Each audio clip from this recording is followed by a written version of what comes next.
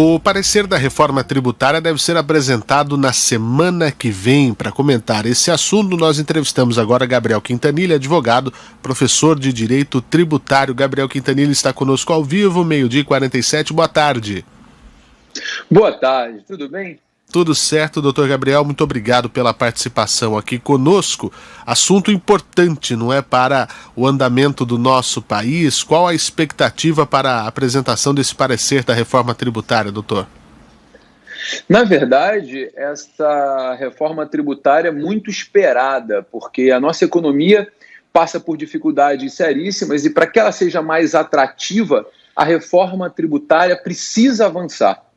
Provavelmente, esse parecer vai contemplar os interesses do governo, que principalmente são no tocante à mudança de PIS e COFINS, e provavelmente nós teremos ainda muitos debates, porque a PEC que consta hoje lá na Câmara é a PEC 45. Com essa PEC e a unificação dos 5 impostos, que são ICMS, PIS, COFINS, ISS e IPI, nós teremos, sem sombra de dúvidas, uma avante simplificação do sistema que funciona como um estímulo ao crescimento e desenvolvimento econômico. A expectativa realmente é muito grande para que nós tenhamos essa PEC, ou pelo menos alguma reforma tributária aprovada até o final desse ano. Pois é, doutora, há quem diga até que a reforma tributária deveria ter vindo antes da reforma da Previdência. O senhor acredita nessa questão, porque nós temos 3 reformas importantes, né? Da Previdência, tributária e administrativa. O senhor acha que ela deveria ter vindo antes, ter sido colocada num primeiro lugar de importância, ou já que não há isso, que sai agora, pelo menos? Como é que a gente pode dizer dessa importância da reforma da tributária para o Brasil? Olha, sendo bem honesto, eu vejo que a reforma administrativa deveria ter sido a primeira, né? A gente precisa primeiro organizar a despesa pública no Brasil, que é uma despesa absurdamente alta. O nosso Estado é paquidérmico. Há uma necessidade de redução dessa despesa para que então possa se pensar em receita. Mas como a ordem já foi totalmente invertida, sem sombra de dúvidas, a reforma tributária é necessária. Que seja uma reforma para a simplificação do sistema. Já seria um estímulo econômico. O melhor dos mundos seria a redução da despesa para, então, um pensamento na redução da receita, com uma reforma tributária que também reduzisse o tributo.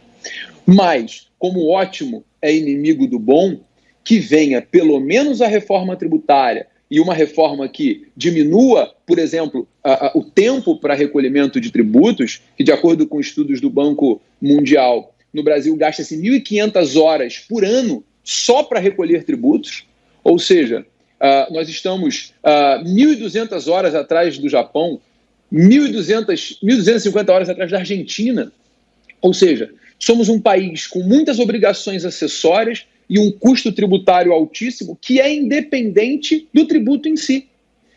Portanto, nesse momento de crise, se tivermos ao menos a simplificação do sistema, já temos sim chances de melhorar a atratividade do país. Agora, uma questão interessante é que o presidente da República, Jair Bolsonaro, havia sugerido, falado com o ministro da Economia, Paulo Guedes, de que seria bom se essa reforma tributária fosse fatiada, para dar uma garantia de que ela fosse avançando paulatinamente, que ela fosse avançando gradativamente, dizendo que há um risco de você jogar ela toda de uma vez na mesa, pode perder, e se perder, a resposta não é boa para a economia, para o Brasil como um todo. Como é que o senhor avalia essa questão? Seria interessante haver um fatiamento? De que maneira isso seria interessante? Ou temos que passá-la de uma vez? A PEC 45, que tramita hoje na Câmara, e a PEC 110, que tramita no Senado, elas são propostas de emenda à Constituição que são muito complexas de fato. Elas mexem com a arrecadação federal, estadual e municipal, com a unificação dos impostos, transformando-os em IBS. É claro que isso vai gerar muita confusão e vai gerar muitas demandas de estados e municípios. Governadores e prefeitos sentirão a perda de arrecadação com as PECs. O governo federal, de forma... Isso eu realmente entendo que é de forma muito inteligente, pensa numa reforma fatiada para que ela seja factível. mexendo primeiro nos tributos federais, para que então parta-se para uma reforma de tributos estaduais e municipais. O grande problema da ideia do governo federal é que essas fatias seriam, primeiro, uma alteração de PIS e COFINS, e o projeto de lei que foi enviado ao Congresso no ano passado para simplificação de PIS e COFINS é um projeto ruim, porque aumenta a alíquota de PIS e COFINS, hoje, que pode chegar a 9,25% para 12%, ou seja, nós já temos um aumento de tributo que vai impactar muito no setor de serviços, que é um setor que muito emprega no Brasil. A segunda fatia seria uma possível criação de um tributo sobre operações de bem defende essa criação, e após o fim da isenção do imposto de renda na distribuição de lucros e dividendos. É claro que todas essas medidas, como elas são somente na esfera federal, não dependem de articulação com estados e municípios. Isso facilita e simplifica. Porém, essas medidas não serão suficientes, sem sombra de dúvidas, para atrair investimentos. O importante é que haja um pacto nesse momento para o desenvolvimento do país e que uma das PECs, a 45 ou a 110, avancem, pois apesar de serem realmente muito mais complexas, elas são também muito mais completas. Agora, uma questão interessante é que depois dessa isenção de impostos federais, né, 18 estados e o Distrito Federal aumentaram o ICMS sobre o diesel, né? Isso reforça a necessidade de uma reforma tributária? Profundamente, Fernando, porque na verdade isso só demonstra que o Brasil é um grande carnaval tributário, né? Você tem muitos tributos incidentes sobre uma mesma operação e muitos interesses na mesma mesa. Quando se fala em tributação hoje, fala-se arrecadação federal, estadual e municipal. Nós temos 3 entes federados tributando operações econômicas e 3 entes federados que querem manter a sua arrecadação, principalmente no momento de crise.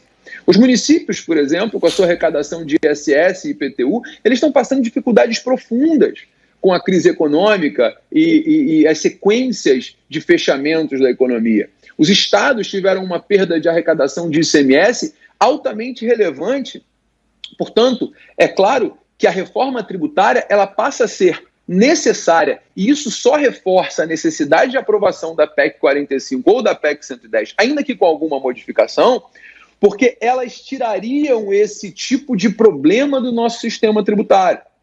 Pois tanto a PEC 45, que provavelmente é a que vai avançar na frente, quanto a PEC 110, ela unifica IPI, unifica ISS, unifica ICMS, que são, respectivamente, tributos federais, municipais e estaduais.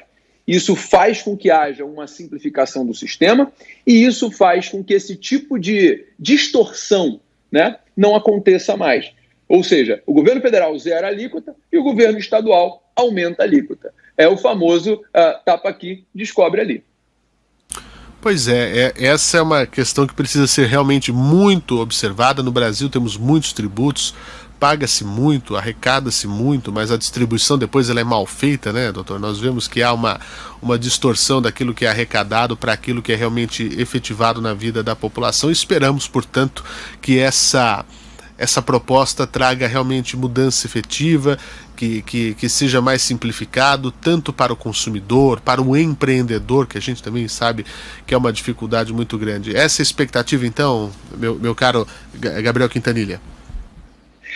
A expectativa é que realmente avance. Talvez o momento pandemia seja um estímulo para que a reforma avance e nós tenhamos aí um sistema mais simples que atrai investimentos. O Brasil precisa necessariamente atrair investimentos para que a gente retome o crescimento econômico. E com o sistema tributário brasileiro confuso como confuso como está, dificilmente nós teremos uma atratividade de investimentos, principalmente investimentos estrangeiros. Afinal de contas, se nós, que nascemos nesse sistema confuso, temos dificuldade de entender, imagina como funciona para o estrangeiro. Bom, eu não vou muito longe, né, Fernando? O Brasil é o único país do mundo que tem um sistema chamado Simples Nacional. Ou seja, a gente precisa de um microsistema chamado Simples Nacional para microempresas e empresas de pequeno porte, porque elas não são capazes de suportar o sistema regular que existe no país.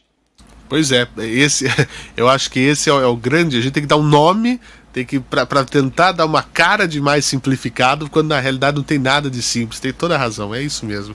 Gabriel Quintanilha, advogado, professor de Direito Tributário, falando aí sobre a reforma tributária, que deve ser apresentado o parecer na semana que vem. Doutor Gabriel, muito obrigado pela participação conosco aqui, de maneira muito didática, muito clara, trazendo o seu ponto de vista. Volte sempre na nossa programação. Eu que agradeço. Foi um prazer enorme, sempre às ordens. Muito bem. 12:58.